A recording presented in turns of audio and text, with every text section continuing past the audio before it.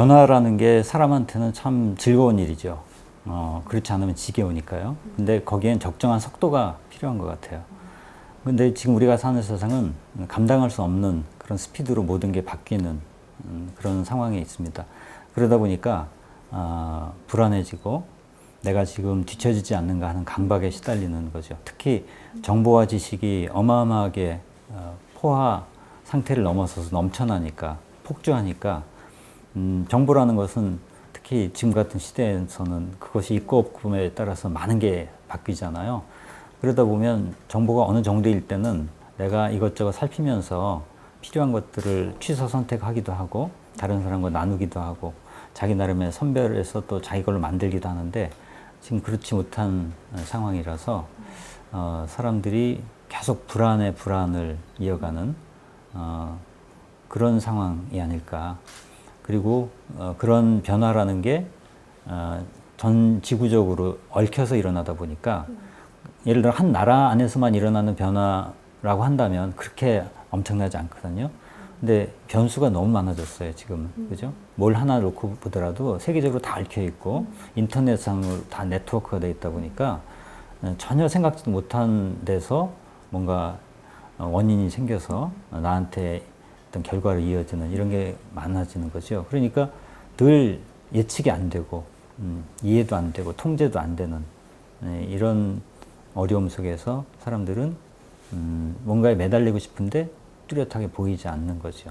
예전 같으면은 이렇게 어느 정도 시기까지는 자기가 이렇게 공부하고 이런 뭐 졸업장이나 자격증을 따면 이런 정도의 진로가 열려 있었는데 지금은 너무나 빨리 확 지구의 판도도 그렇고 뭐 좀 뜬다 싶으면 바로 또 가라앉고 이런 게 많다 보니까 자기가 좀 자기 호흡으로 자기 생애를 설계하기가 되게 어려운 그런 세상이 됐죠.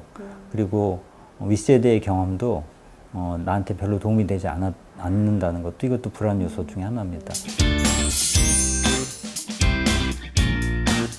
저는 우리가 공부를 할 때 세 가지 축을 놓고 생각해 봐야 된다고 보거든요. 하나가 지식과 정보고요. 또 하나가 경험이고요. 또 하나가 소통이라고 생각해요. 이 세 가지가 잘 어우러지고 연결이 돼야 된다. 근데 우리가 학교 다닐 때 공부한 걸 보면은 지식과 정보만 있지 내 경험을 여기에 녹여낸 적도 없고요. 지식을 경험에 적용한 적도 없어요. 또한 소통과 지식을 놓고 볼 때도 내가 친구들과 공부하면서 소통하면서 더 내가 성장했다. 그러니까 그냥 공부는 따로 하는 거고 소통은 잡담 이렇게 채팅하는 정도로 머물렀죠. 그러니까 소통하면서 내가 더 공부를 하게 된다. 협동학습 이런 경험이 거의 없는 거죠. 근데 소통과 경험 이건 좀 연결이 되는 것 같긴 해요. 자기 어제 있었던 일을 얘기 막 하는데 우리가 적어도 학습이라는 차원에서 소통은 자기 경험을 해석하는 거죠. 똑같이 어제 경험했던 것도 좀 내가 성찰하고 그걸 객관화하는 언어로서 소통하는 것과 그냥 이런 일이 있어서 기분 나빠서 막 이렇게 짓거리는 거하고 전혀 다르거든요. 이게 다 만날 수 있어야지 우리는 제대로 공부를 해가는 거다.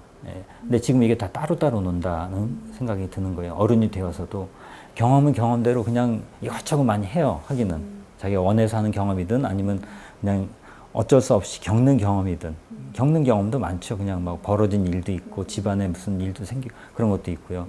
소통도 많이 하죠. 막 인터넷 채팅도 하고 카톡 끊임없이 주고받고 하죠. 지식은 지식대로 계속 쏟아지죠. 근데 이게 지금도 따로 놀고 있다는 그런 생각이 들어서 이것을 만나게 하지 못하면 우리는 되게 분주한데 아무것도 자기 삶의 부피로 이렇게 체화되지 못하는 이런 공부를 하게 된다. 좀 그런 생각이 들고요. 그러면 이걸 연결하는 게 어떻게 되냐? 그 한가운데 생각하는 힘, 그게 있어야지 이게 쫙 이게 삼각형이 있다면 그 위에서 딱 그걸 끌어당기는 그런 축이 될 것 같다는 거죠. 막연한 얘기 같지만 생각하는 힘이라는 것은 다른 말로 해서 질문이라고 생각이 들어요. 문제의식, 삶의 테마 이런 게 없으면 책을 보더라도 어디에 밑줄 그어야 될지 읽고 나서 무엇을 내 것으로 남겨야 될지 이게 되게 막연하거든요. 그냥 뭐 재밌는 것 같은데 그냥 그때로 끝나요. 싹 잊어버려요. 물론 그래도 뭐 어딘가 남긴 하겠죠. 질문이 없기 때문에 대화를 해도 물론 항상 뭐 심각한 대화를 하자 그런 게 아니라 자기 나름의 계속 파고드는 어떤 문제의식이 있으면 그걸 공유하는 사람이랑 만날 때 훨씬 더 대화가 풍부해지고 재미도 있는 거죠. 경험도 그런 문제의식을 통해서 바라보고 또 거기서 더 나가서 그 경험 자체를 새롭게 창조하는, 우린 지금 경험을 일방적으로 겪기만 해도 내가 창조하는 경험은 거의 없어요. 사실은 실제로는 있다 하더라도 되게 하찮고 그냥 자기가 그 안에 담겨 있지 않은 그런 경험을 만들어내는 이런 게 많은데, 지금 우리한테 필요한 건 전 그래서 시민들이 평생 학습이다 그러면 그게 뭐냐, 핵심이 전 질문 공동체가 돼야 된다, 이런 생각이 들어요. 그 질문은 아까 말씀드린 그 생각하는 힘이라는 거죠. 그러니까 질문이 없이 생각한다는 거는 전 적어도 학습의 차원에서는 맞지 않는다고 보거든요. 아무리 위대한 책을 보더라도 우리가 그 많은 책들이 있지만 그걸 내 것으로 만들어내지 못하는 게 질문이 없이 보니까 그렇잖아요. 칸트를 읽는 게 중요한 게 아니라 칸트의 질문이 뭔지를 내가 알고 그 질문을 우리에게 적용할 때 그 칸트가 들어오는데, 그거 없이 그냥 학교 다닐 때 이런 말 했어 개념만 쭉 하다 보니까 시험 보고 끝났단 말이죠. 학교를 졸업한 이후에라면 더구나 자기의 경험이 쌓였잖아요. 학생 때와 달리. 전 학교도 평생학습의 일부이긴 하지만 적어도 큰 의미에서 평생학습은 이제 정말 라이프롱인데, 이게 젊을 때하고 달리 자기 경험들이 이게 쌓여갈 때 여기에서 나오는 많은 문제의식들이 있다. 이게 학교 교육과 근본적으로 다를 거다. 이걸 자출출해내는 게 평생학습의 관건이 될 거라고 보거든요. 근데 이건 전문가들이 할 수 있는 게 아니라 자기 삶을 영유해가는 각자가 계속 그걸 만들어내고 그런 것을 나누고 공유하는, 거기서 이게 풍부해질 거다는 생각이 듭니다. 지금까지 평생학습은 많은 부분 이제 프로그램화되어 있었다는 생각이 들거든요. 지식화되어 있는 것, 그죠? 책으로 있고 그 주제에 전문가가 있고 어느 정도 담론이 형성된 것, 그런 것을 이렇게 던져주는 형식이잖아요. 근데 그건 이미 충분히 되고 있다고 생각해요. 관심만 가지면 찾아보면 뭐 굉장히 많고 또 영양가도 있다고 보거든요. 근데 다른 한편으로 삶의 현장에서 이렇게 솟아오르는 그런 새로운 질문들, 모든 철학이나 어떤 책들도 처음부터 하늘에 뚝 떨어진 게 아니거든요. 그죠? 아주 평범하고 얼핏 봐서 아무런 배움과 관계 없어 보이는 사람의 그 질문에서, 그 사람의 고민에서 시작한 그런 철학도 꽤 많습니다. 그런 것처럼 우리가 배움의 주제들을 스스로 만드는 그런 작업들을 해야 된다. 예를 들어서 뭐 요새 그 돌봄이 정말 어렵잖아요. 애들 학교 안 가죠. 재택근무 해가면서 정말 많은 케이스들이 있을 겁니다. 예를 들어서 뭐 최악의 경우는 그런 거 아니겠습니까? 치매 어르신을 모시는데 센터는 못 가지. 자기는 재택근무 해야 되는데 애들도 학교 안 가지. 밥 해야지, 근무해야지. 이게 보통 일이 아니라고요. 아주 자기도 몸도 안 좋은데 등등. 지금 코로나로 인해서 펼쳐지는 상황이라는 건 인류가 경험해보지 못한 거고 어마어마한 거라고 봐요.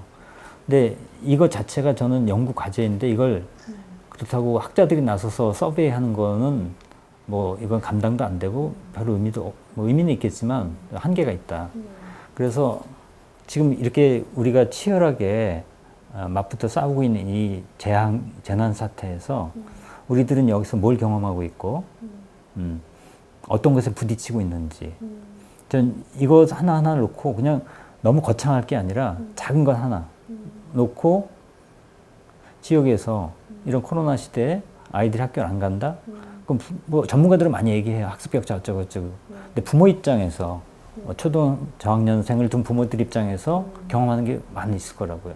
근데 이게 그냥 힘들어 이렇게 푸념하는 것에 끝나지 않고 좀 다르게 이걸 바라보고 새로운 출구를 찾을 수 있기 위해서는 이게 돼야지 정책적으로도 뭐가 뭐 지원이 되고 할 거 아니에요. 근데 현상이 정확하게 뭔지 안 나타나니까 정책이 나와도 이제 대응이 안 되는 경우가 많거든요.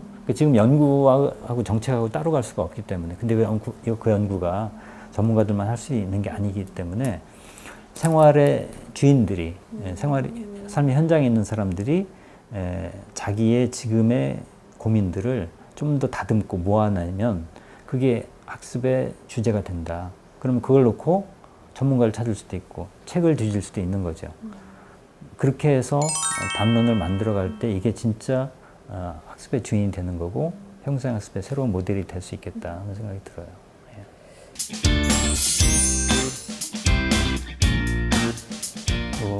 동양의 공자님의 사상이 그러하지만 인간은 죽을 때까지 자기를 완성해가는 과정에 있다는 거잖아요. 그래서 계속 공부를 해야 된다는 거고, 논어에도 첫 글자가 학으로 시작하는 거고, 학의 목표는 자기 완성을 향해 가는 것이잖아요. 근데 그건 완성이라는 건 진짜 무한히 갈 수밖에 없는 거지만 그 순간순간 이미 또 완결된 것이기도 하다고 생각이 들어요. 뿌듯함이라고 할까? 굉장히 아직 부족하고 갈 길이 멀지만 지금 이 순간 내가 사랑스러운 거. 내 존재가 풍요로워지는 것.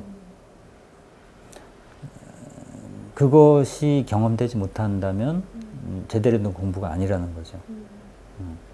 내 감정이 좀 더 부드러워지고 다른 사람한테 경청하는 그런 그 귀가 넓어지고 이해의 폭도 깊어지고 뭐 그런 것이 서로에게 이렇게 확인이 될 때 그게 공부가 제대로 된 거다.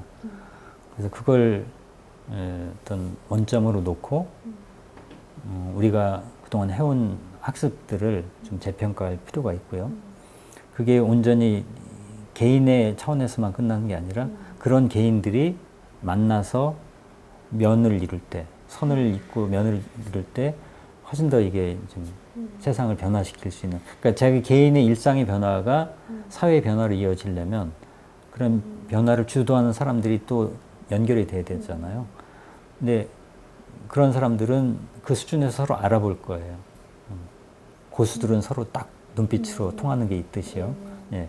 근데 그렇게 저절로 만나는 것도 있겠지만 그런 만남이 좀 쉽게 이루어질 수 있는 장을 제공하는 게 저는 플랫폼이라는 거고 그런 플랫폼이 다양하게 만들어지는 게 학습 도시다. 그런 생각입니다.